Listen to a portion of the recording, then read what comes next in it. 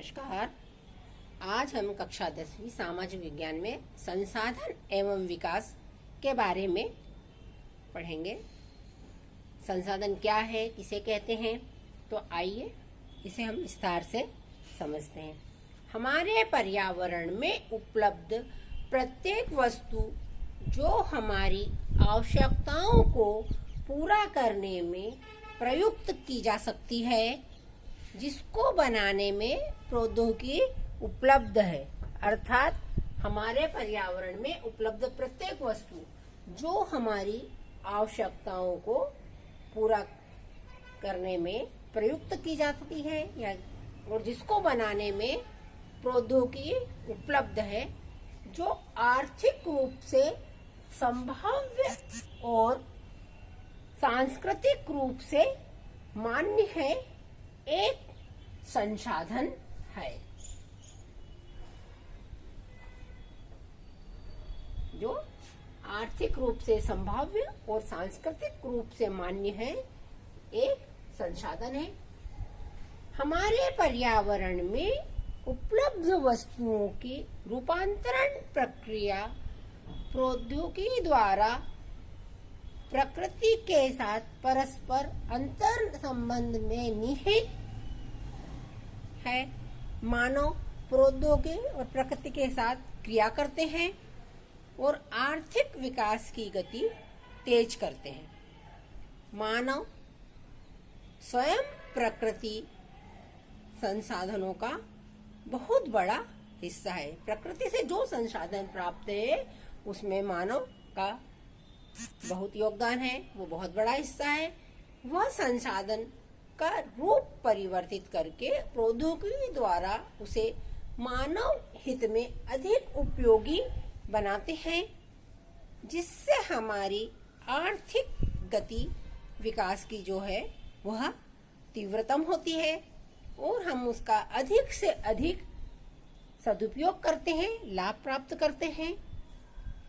तो आइए अब संसाधन के प्रकार, तो उस वर्गीकरण के आधार पर संसाधन के उत्पत्ति के आधार पर जैव और अजैव,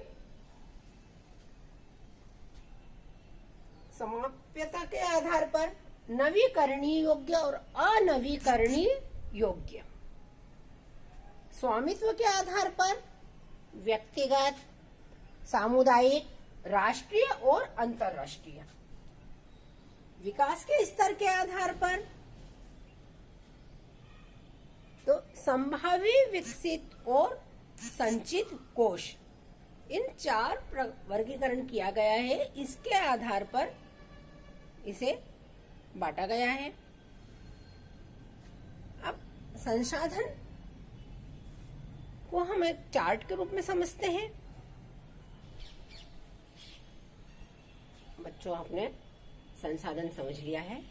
अब हम संसाधन का चार्ट के द्वारा में देखते हैं। इसे बांटा गया है प्राकृतिक और मानवीय।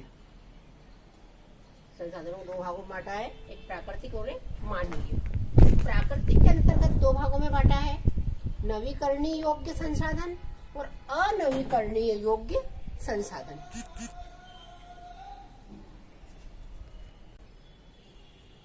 नवीकरणीय योग्य के अंतर्गत आता है सतत अथवा प्रवाह। इसमें जल और पवन सम्मिलित है। और अनवीकरणीय योग्य में पुनः चक्रण धातु और अचक्रीय जीवाश्म ईंधन। नवीकरणीय योग्य में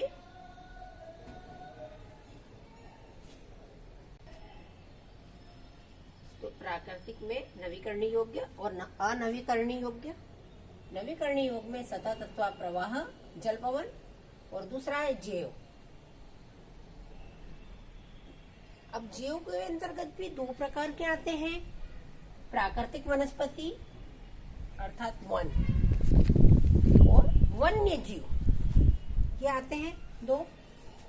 इसी तरह अनवीकरणीय में पुनः चक्रण धातु और अचक्रीय जीवाश्म ईंधन।